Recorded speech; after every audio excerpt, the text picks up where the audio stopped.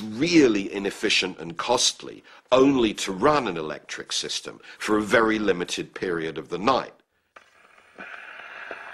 The answer was to persuade a skeptical public to buy more and more devices which ran on electricity, that would make sure that they were customers of the electric companies on a 24/7 basis.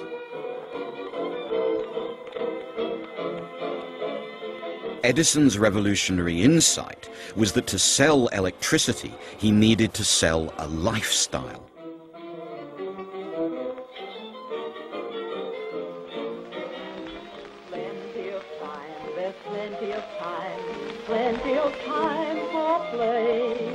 I want to tell you a bit about electric cookery. So clean, so reliable, and so labour-saving. Well, I never. Come on now, get her to sign up for the thing. Oh, think of the husband. It'll cost him far less than all those doctor's bills for his indigestion. That's not salesmanship, it's just kindness to animals. No stone was left unturned to convince a skeptical public that electric lighting was the new future. One electric light promoter, a man called William Preece, went to bizarre lengths. In my house, I use lamps that require 30 volts. I often put the wires into the mouths of my little children. They don't much like it, but it doesn't harm them. Well, I never. Well, I never. Isn't that clever?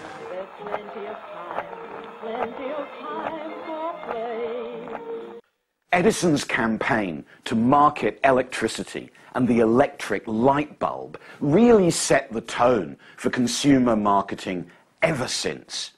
Because what Edison realized was that he wasn't so much selling light bulbs, he was selling dreams. Dreams of light, of leisure, of less work. People were buying Edison's light bulbs, not so much because they needed them, but because they had that dream, that vision of a world of light. And that technique that Edison started with his sales campaigns for electric light bulbs has dominated marketing ever since. It's been kept going, whether you're selling cars or whether you're marketing computers.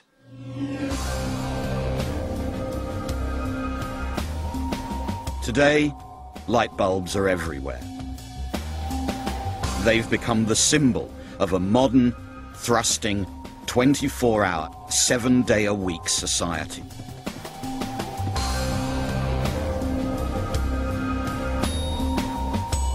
It's a world which has harnessed the genius of Maxwell with the brilliance of Edison to give us more control over our environment than ever before.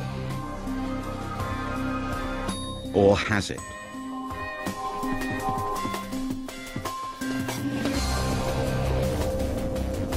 For many, it's encouraged a world in which most people may in reality have less control than before. Why is it exactly that we live in a 24/7 society? Is it because we really want to? Or is it rather because it's the dictates of the machines that they become profitable if they're switched on all the time? Is it that we live in a world because we've chosen to live in a world that's lit every single day and every single night? Or is it not rather the demand for profit and engineering that keeps the world going just as it does? So it looks as though these technologies of artificial light give us an unprecedented control over the world around us. But maybe, just maybe, we're the victims. We're under the control of machines and the market. Yet for scientists, the real impact of the light bulb has had nothing to do with control. In fact, it's been the very opposite.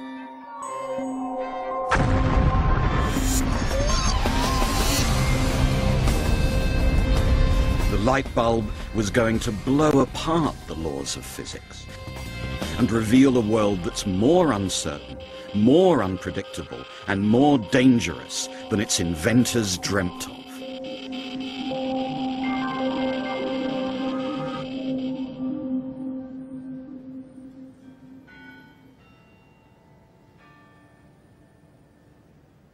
In the mid-1890s, in the town of Würzburg, a German scientist had embarked on a series of new experiments with light.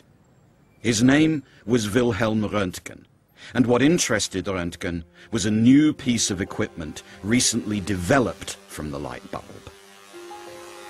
It was a vacuum tube, a long glass tube from which almost all the air had been pumped out. You couldn't make one of these without the technology which was being used to make light bulbs. And the most extraordinary thing about this was that if you passed an electric current through the vacuum tube, it started to glow. It started to glow brightly. The tube was empty, yet something was glowing. It became known as a cathode ray. Röntgen was intrigued, but as he played around with it, he came across something even more extraordinary. When he increased the charge and took a photograph of a hand, he could suddenly see the bones through the skin. They became known as X-rays.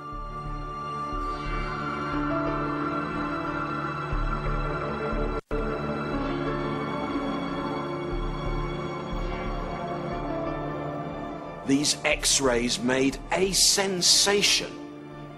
You could see through flesh, clothes. You could see embarrassing things, perhaps, under people's clothing. Anti-X-ray devices were sold. Lead pants to prevent your privates becoming visible under this new kind of light.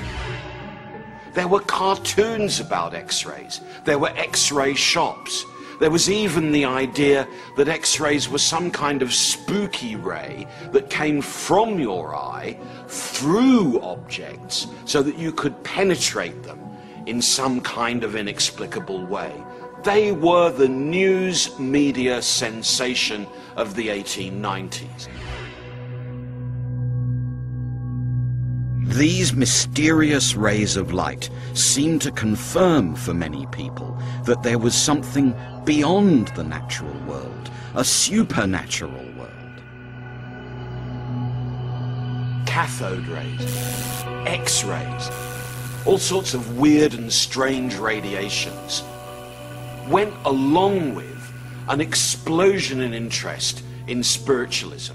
In fact, I think spiritualism made more sense in a world where there were kinds of light and kinds of rays that you couldn't see but showed you things that were otherwise invisible. After all, how do you communicate with the dead? By some kind of ray which passes a barrier which otherwise seems impermeable. Well, that's what X-rays do. X-rays travel through glass and flesh, and they show you things that otherwise no human could ever